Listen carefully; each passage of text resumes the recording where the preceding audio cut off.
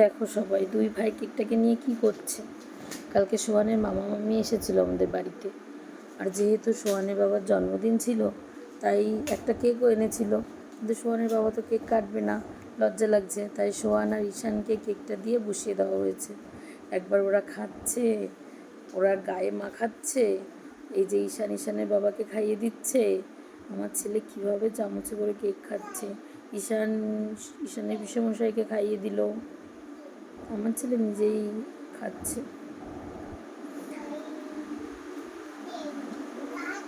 এবার সোহানের বাবাকে খাইয়ে দিচ্ছে। ও কত খুশি, ওর বাবা ওর কাছ থেকে কেক নিয়েছে বলে।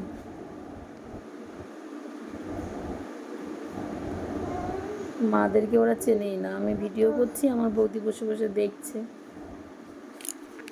ওই কেকটা নিয়ে দুই ভাই খুব আনন্দ করেছে, কেকটা আনার সার্থক হয়েছে।